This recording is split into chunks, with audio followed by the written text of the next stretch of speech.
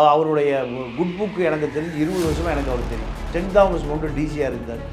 இருக்கிற பொழுது அங்கே மூடவே முடியாத ஒரு ப்ளூ ஃபிலிம் ஓடுற ஒரு தியேட்டர், அந்த தியேட்டர் மூடினார். அதுக்கு ஒரு பத்திரிகையாளர் போய் திறக்க சொல்கிறாரு. திறக்க முடியாதுன்னு அவர் வெளியே போய் சொல்கிறார். அவர் கோவப்பட்டு ஒரு பெண் போலீஸோடு தொடர்புன அவர் புத்தகத்தில் போட்டு கொண்டு எல்லாம் அடிச்சு எப்படி இருக்காங்க பாருங்கள். ஆனாலும் அவர் திமுக ஆட்சி காலத்தில் தன்னுடைய வேலையை செஞ்சார். நீங்கள் வேலையை செஞ்சு கடைசி அவர் திருப்பூரில் டிசியாக இருக்கும்போது முதலமைச்சர்கிட்ட போய் இது புகார் சொல்கிறாங்க, அம்மா இப்படி பண்ணிட்டாருன்னு. சம்மந்தமேலாம் அவர் தூக்கி எங்கள் கன்னியாகுமரி கடித்தாங்க. ஒரு போலீஸ் அதிகாரியை நான் முடிஞ்ச வரைக்கும் யாரும் நான் நல்லவன்னு சொல்லவே மாட்டேன். ஏன்னா அவ்வளோ கரப்டடு. பல அதிகாரிகள் அவ்வளவு லஞ்ச லாவணிய ஊழல் நிறைய சொத்து கூச்சிருப்பாங்க. ஆனால் அருணை பொறுத்த வரைக்கும் அப்படி எந்த குற்றச்சாட்டி சொல்லவே முடியாது. திமுக அரசின் மீது சட்ட ஒழுங்கு சரியில்லை, சட்ட ஒழுங்கு சரியில்லை, சட்ட ஒழுங்கு சரியில்லைன்னா இந்த புகார் திமுக ஆட்சி வந்தது. அதிமுக ஆட்சி காலத்தில் வர்றதில்லை, ஜெயலலிதா ஆட்சி காலத்தில் வர்றதில்லை, எடப்பாடி ஆட்சி காலத்தில் வர்றது. ஏன் அரசியல்வாதி ஒன்று போலீஸ் ஸ்டேஷனுக்கு போகிறது? சார் வணக்கம். வணக்கம். ஆம்ஸ்ட்ராங் அவர்களுடைய படுகொலை வழக்கு, அதன் பிறகான நடவடிக்கைகள் தான் நம்ம தொடர்ந்து பார்த்துட்ருக்கோம். உங்களுக்கே தெரிஞ்சிருக்கும், புதிய கமிஷனர் நியமிக்கப்பட்டிருக்காங்க. அருண் அவர்கள் கமிஷனர் பதவியை அலங்கரிச்சுக்கிட்டு இருக்காரு. இப்போது இந்த நடவடிக்கை முதல்வர் ஸ்டாலின் அவர்களால் தனிப்பட்ட முறையில் எடுக்கப்பட்டிருக்கு. ஏன்னா இந்த வழக்கில் எந்த அளவுக்கு விரைவான விசாரணை மேற்கொள்கிறோமோ அந்த அளவுக்கு ஆட்சியின் மீதான கெட்ட பேரை தவிர்க்கலாம் அப்படிங்கிற மாதிரியான ஒரு விஷயம் பார்க்கப்படுதே சார். இது குறித்து உங்களது பார்வை? அவருடைய குட் புக்கு எனக்கு தெரிஞ்சு 20 வருஷமாக எனக்கு அவர் தெரியும். சென்ட் தாமஸ் மவுண்ட் டிசியாக இருந்தார். இருக்கிற பொழுது அங்கே மூடவே முடியாத ஒரு ப்ளூ ஃபிலிம் ஓடுற ஒரு தியேட்டர், அந்த தியேட்டர் மூடினார். அதுக்கு ஒரு பத்திரிகையாளர் போய் திறக்க சொல்கிறாரு. திறக்க முடியாதுன்னு அவர் வெளியே போய் சொல்கிறார். அவர் கோவப்பட்டு ஒரு பெண் போலீஸோடு தொடர்புன அவர் புத்தகத்தில் போட்டு கொண்டு எல்லாம் அடிச்சு எப்படி இருக்காங்க பாருங்கள். ஆனாலும் அவர் திமுக ஆட்சி காலத்தில் தன்னுடைய வேலையை செஞ்சார். நீங்கள் வேலையை செஞ்சு கடைசி அவர் திருப்பூரில் டிசியாக இருக்கும்போது முதலமைச்சர்கிட்ட போய் இது புகார் சொல்கிறாங்க, அம்மா இப்படி பண்ணிட்டாருன்னு. சம்மந்தமேலாம் அவர் தூக்கி எங்கள் கன்னியாகுமரி கடித்தாங்க. இப்படியெல்லாம் பழிவாங்கப்பட்டார். இருந்தாலும் அவருக்கு எந்த வேலையை எங்கே கொடுக்குறாங்களோ அது செய்வார். அவர் மீது எந்த கரப்ஷன் இல்லை. அந்த காரணத்தினால தான் நீங்கள் அது பெரிய போட்டியான பதவி. இது ஏடிஜிபி அட்மின், எஸ்பிக்களை போடுறது, எஸ்பி மாதிரி பெரிய பெரிய பதவியை இவங்க போடுற பதவி மெரிட்டு தான் சீட் கிடச்சிது. அதே போல் தான் இப்போ முதலமைச்சர் ஒரு மாத காலம் நிம்மதியாக இருக்கணும்னா அருணா கமிஷனராக உட்கார வச்சா தான் நிம்மதியாக இருக்க முடியும்னு முதலமைச்சர் நம்புகிறாருன்னா அந்த நம்பிக்கையை பெறுவதற்கு 20 வருஷம் உழைச்சிருக்கார். ஒரு போலீஸ் அதிகாரியை நான் முடிஞ்ச வரைக்கும் யாரும் நான் நல்லவன்னு சொல்லவே மாட்டேன். ஏன்னா அவ்வளோ கரப்டடு இருக்கும். பல அதிகாரிகள் அவ்வளவு லஞ்ச லாவணிய ஊழல் நிறைய சொத்து கூச்சிருப்பாங்க. ஆனால் அருணை பொறுத்த வரைக்கும் அப்படி எந்த குற்றச்சாட்டி சொல்லவே முடியாது. பல இடங்களில் பனிஷ்மெண்ட் இருந்திருக்காரு. நல்ல அதிகாரி தான் நம்ம ஊரில் பனிஷ்மெண்ட்டில் இருப்பாங்க. அனுசரித்து போகிற அதிகாரி பனிஷ்மெண்ட்டுக்கு போகவே மாட்டாங்க. அதே போல் டேவிட்சன் ஆசீர்வாதம், அதே போல் நீங்கள் போலீஸ் துறையிலேருந்து ரிட்டையர் ஆகிட்டார். இப்படி நல்ல அதிகாரிகளாக ராமானுஜம், ஈஸ்வரமூர்த்தி, அவங்களாம் நீங்கள் எத்தனை பாராட்டினாலும் தகும். ஈஸ்வரமூர்த்தியெல்லாம் நீங்கள் உளவுத்துறையில் இருக்கிற பொழுது இலங்கையில் சர்ச்சையில் குண்டு பிடிக்கிறத டெல்லிக்கு ரிப்போர்ட் போட்டார். இங்கே மெட்ராஸில் இருக்கிற ஆட்களோட தொடர்பில் இருந்து, முஸ்லீம் அமைப்புகளோட தொடர்பில் இருந்து, அங்கே சஹரான் அங்கே ஒரு முஸ்லீம் அமைப்பு செய்கிறத, இலங்கை அரசுக்கு ஆதரவாக செய்கிறத நீங்கள் டெல்லிக்கு ரிப்போர்ட் போட்டு சம்பவம் நடந்து முடிந்தவரும் அஜித் தோல் வர சொல்கிறார் ஈஸ்வரமூர்த்தியை. என்னையா இப்படி ஒரு ரிப்போர்ட் போட்டிருக்க, நான் சீரியஸ் எடுக்கலை, ஆனால் நடந்திருக்கியான்னு. அப்போ இந்த மாதிரி இந்த அதிகாரிகள்லாம் நல்ல போஸ்டே வர முடியல. ஈஸ்வரமூர்த்தி, பொன்மாணிக்கு விட, ராமானுஜம், கலைஞர் முதலமைச்சராக இருக்கும்போது டெய்லி ஐஜி இன்ட்டு ரிப்போர்ட் கொடுக்கணும். போய் உட்காந்துருக்காரு. அவர் ஒரு அரை மணி நேரம் 3/4 மணி நேரம் இவர் கண்டுக்கவே இல்லை. யாரை? ஐஜி இன்ட்டு ராமானுஜத்தை. நான் எதிர்த்து போகிறேன்னு எதிர்த்து வந்துட்டார். யாருக்கு வேலையை செய்வாங்க, அவ்வளோதான். நாங்கள் யாருக்கு காக்கா பிடிக்க மாட்டோம். இப்படியான புலனாய்வு புலி நீங்கள் ராமானுஜன் தான் சசிகலாவும் நடராஜனும் பெங்களூரில் சந்தித்து பேசி ஜெயலலிதா ஆட்சி கைப்பற்றுவது சதி பண்ணுறாங்கிறத ஃபுட்டேஜ் அப்படியே கொடுத்தாரு. அதனால தான் சசிகலா ஜெயிலுக்கு, நடராஜன் அந்த கும்பலே ஜெயிலுக்கு போனது காரணம் ராமானுஜம் தான். ஜெயலலிதாவை காப்பாற்றியவர் ராமானுஜம். இல்லைன்னா ஆட்சி பறி போய் பிஆர்பி பணம் ஜெயலலிதாவை டம்மி ஆக்கிட்டு எம்எல்ஏக்களோட நீங்கள் நடராஜனுடைய தீராத ஆசை முதலமைச்சர் ஆகிறது தான். அது ஆகாமே செத்து போயிட்டார். சசிகலாவுடைய ஆசை தன் குடும்பத்தில் முதலமைச்சர் பதவி வரணும் தான், அதுவும் வராமே போச்சு. இதெல்லாம் புலனாய்வு புலி ராமானுஜன் தான் பண்ணி கொடுத்தாரு. அவர் மேலே ஒரு சிறு குற்றச்சாட்டு கூட சொல்ல முடியாது. நான் ஒரு டிஜிபியாக இருக்கும்போது நான் பார்த்துருக்கேன். நானும் சீனிவாசராவ் 2 பேரும் பார்த்துருக்கோம். நைட்டு 12 மணிக்கு தனியாக வாக்கிங் போவார் சார். நான் கண்ணால் பார்த்துருக்கேன் டிஜிபியாக இருக்கும்போது. நான் மட்டும் பார்த்தேன்னா அது உண்மைக்கு புறம்பானதாக இருக்கும். ஒரு வழக்கறிஞர் கலைவாணர் அங்கே ஏற்ற மாதிரி நாங்கள் எல்லாம் இப்போ சந்தித்து பேசுவோம். 10:30 to 11:30 12 மணிக்கு பேசுவோம். கற்பனை பண்ணி பார்க்க முடியுமா?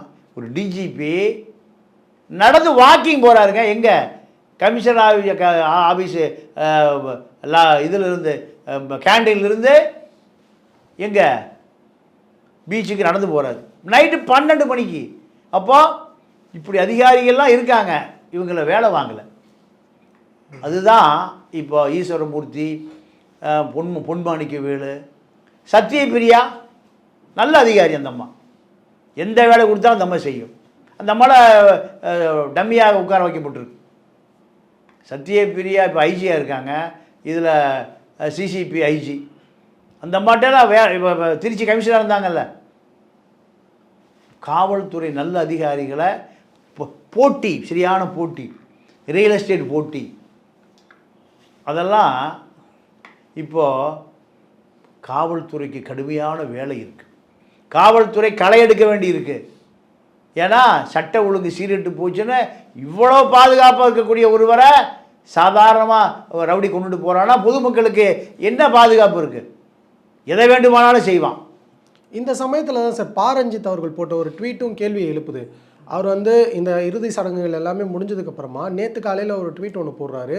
இந்த மாதிரியான அசம்பாவிதங்கள் நடக்கிறதுக்கு முன்னாடியே ஒரு கொலை செஞ்சவங்க சரண்டர் ஆகிறாங்கன்ற பட்சத்தில் இவங்க தான் கொலையாளிகள்னு ஃப்ரேம் பண்ணி கேஸை முடிக்கிறதுக்கு மட்டும்தான் நீங்கள் பார்க்குறீங்க. அது எதற்காக திட்டமிடப்பட்டது, ஏன் நடந்தது அப்படிங்கிற விஷயத்தெல்லாம் பற்றி நீங்கள் விசாரிக்கவே மாட்டீங்க. அப்படி என்ன அவசரம் உங்களுக்கு இதில் தேவைப்படுது? இனிமேல் இந்த மாதிரி அசம்பாவிதங்கள் நடக்காது அப்படிங்கிறதுக்கு என்ன உத்தரவாதம் வச்சுருக்கீங்க அப்படின்னு சரமாரியான கேள்விகள் எழுப்பியிருக்காரு.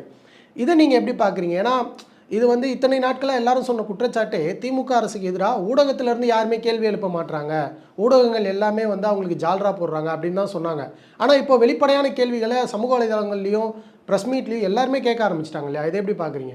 இல்லைங்க, இப்போ அதாவது ரஞ்சித்து கேட்ட கேள்வி எல்லாருக்குமான கேள்வி தான். அது நீங்கள் 7 மணிக்கு அசம்பாவிதம் நடக்குது, உடனே நைட்டே சரண்டர் ஆகிறான். இது எப்படி? இத்தனைக்கும் எல்லாரும் செக் பண்ணிக்கிட்டு இருக்காங்க. இது எப்படி? அது நிறைய விஷயம் உள்ள மறைஞ்சு கிடக்கு. ரெண்டாவது, இந்த ஆற்காடு சுரேஷுடைய தம்பி புன்னை பாபு, இவருக்கு 6 மாத காலமாக ஃபைனான்ஸ் பண்ணது யார்? ஒரு 15 ரவுடிகள் ஒரே கேங்காக ஒரு நாள் கூட இருக்க மாட்டான். ஒவ்வொருத்தருக்கும் ஒவ்வொரு கெட்ட பழக்கம் இருக்குது. சமூக விரோத செயல் பூரா இருக்குது. தண்ணி அடிப்பான், மது குடிப்பான், கஞ்சா குடிப்பான், ஹெராயின் குடிப்பான், விபச்சார பெண்கள்கிட்ட போவான். இதுதான் அவனுக்கு வேலை, பொழுதுபோக்கே அவனுக்கு இதுதான். அப்போது 6 மாதம், நான் 1 வருஷம் திட்டங்கிறான் ஆற்காடு சுரேஷ் தம்பி. சரி, 6 மாதம் இந்த திட்டம். 6 மாதத்துக்கு குறைந்தபட்சம் இந்த 10 பேர் 15 பேர் இப்போ குற்றவாளி, திட்டமிட்டதுலேருந்து எல்லாமே. இவர்களுக்கு குறைந்தபட்சம் இந்த அசம்பளை களையாமல் வச்சுருக்கிறதுக்கு ஆற்காடு சுரேஷ் தம்பிக்கு குறைந்தபட்சம் மாதம் ஒரு 15 லட்ச ரூபா வேணும். ஆளுக்கு 1 லட்ச ரூபாயை கொடுக்கணும். 15 லட்ச ரூபானா 6 மாதத்துக்கு 6 15 90, 1 கோடி ரூபா யார் கொடுத்தா? இவனுக்கு 1 கோடி ரூபா என்ன வருமானம்? 1 கோடி ரூபா பணம் இருக்கா? இல்லை இந்த அசம்பாவிதத்துக்கு 1 கோடி ரூபா ஃபைனான்ஸ் பண்ணது யார்? இப்போ வழக்கு நடத்தணும், அதுக்கு 1 கோடி ஆகும். அப்போ இது யாராவது ஒரு ஆள் கேரண்டி கொடுத்தா தான் இதை செய்வான். அவன் மேலே நிறையா கொலை வழக்கு நிலுவையில் இருக்குது. கொலை செய்வது ஒரு தொழில். அப்போ காவல்துறை வேடிக்கை பார்த்துட்டு இருக்கு. இப்போ ஆற்காடு சுரேஷுக்கும் ஆம்ஸ்ட்ராங்குக்கும் ஒரு 1000 கோடி ரூபா ப்ராப்பர்ட்டியில் 2 பேரும் சண்டைங்கிறாங்க. இல்லைன்னா ஆருத்ரா கோல்டு ஃபைனான்ஸு 5000 கோடி இதில் சண்டைக்கிறாங்க. இதை இந்த 11 பேர் இப்போ சரண்டர் ஆகிருக்கான். 8 3 11 பேர். 11 பேரையும் போலீஸ் கஸ்டடி எடுத்து 6 மாத காலம் அந்த 11 பேருடைய தொலைபேசி டீட்டெயில்ஸ் எடுக்கணும்.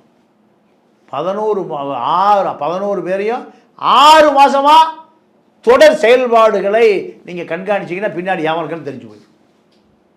பின்னாடி யார் இருக்கா, அரசியல்வாதியா, அதிகாரியா, போலீஸா, ரியல் எஸ்டேட் அதிபரா, யாரும் தெரிஞ்சு போயிடும். இப்போ சார்ஜ் ஷீட்டு போட்டு கொலை நடந்தது, இவங்க குற்றவாளி உள்ள போனால் வெளியே வந்துடுவான்.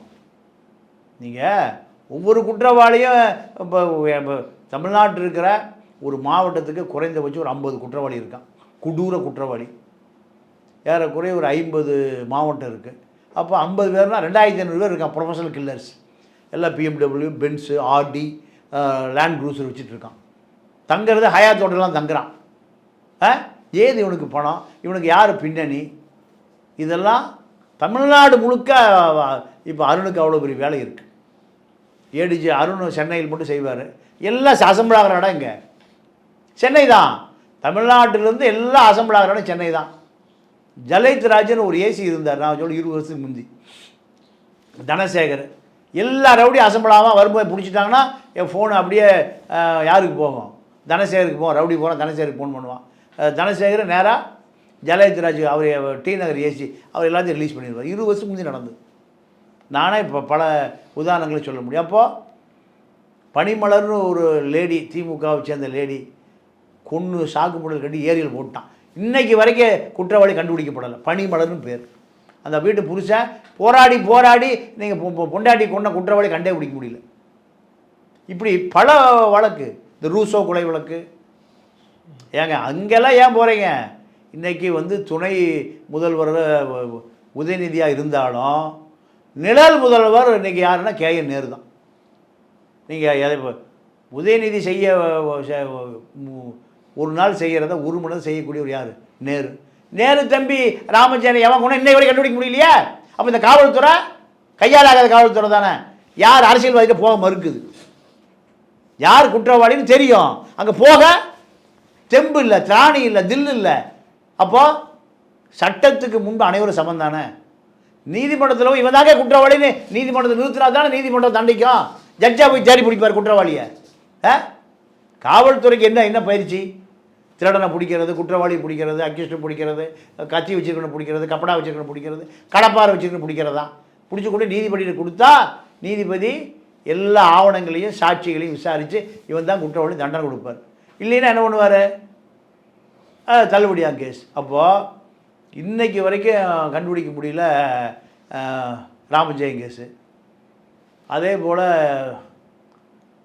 திருநெல்வேலியில் நடந்த ஜெயக்குமார் தனசிங்கு, எந்த சாட்சி இன்றைக்கு வரைக்கும் கண்டுபிடிக்க முடியலையே. அப்போ குற்றவாளி யாருன்னு தெரியுது, போக மறுக்குது. கொடநாடு கேஸு, ஜெயலலிதா ஒரு முதலமைச்சர் வீடு கொள்ளையடிக்கப்பட்டிருக்கு, கொலை செய்யப்பட்டிருக்கு. அந்த டிரைவர் கனகராஜ் மர்மமாக செத்து போயிருக்கான். இதெல்லாமே விசாரணை நகரவே மாட்டேங்குது. இந்த ஆட்சியில் தானே. அப்போது எவ்வளோ பிரச்சனை இந்த ஆட்சிக்கு இருக்குன்னு பாருங்கள். இந்த ஆட்சி ஒரு அருணை போட்டு ஒரு ஆம்ஸ்ட்ராங் கொலையை குற்றவாளிகளை கண்டுபிடிச்சிருவீங்க. இப்போ அதெல்லாம் கண்டுபிடிக்கிறது யார்? இப்படி திமுக அரசு மீது சட்ட ஒழுங்கு சரியில்லை, சட்ட ஒழுங்கு சரியில்லைன்னா இந்த புகார் திமுக ஆட்சி வந்துடுது. அதிமுக ஆட்சி காலத்தில் வர்றதில்லை, ஜெயலலிதா ஆட்சி காலத்தில் வர்றதில்லை, எடப்பாடி ஆட்சி காலத்தில் வர்றது. ஏன்? அரசியல்வாதி எவனும் போலீஸ் ஸ்டேஷனுக்கு போகிறதில்லை. அரசியல்வாதி எவனா போலீஸ் ஸ்டேஷனுக்கு போகிறதில்ல. ஒரு குற்றவாளியை பிடிச்சா 10 ஃபோன் போயிடும் ஸ்டேஷனுக்கு. 10 ஃபோனை போயிடும். அவனை விட்டுறியா, நம்ம கட்சிக்காரன், நம்மாள். அப்புறம் எப்படி போலீஸ் வேலை செய்வான்? எப்படி நீதிமன்றத்தில் நிறுத்துவான்?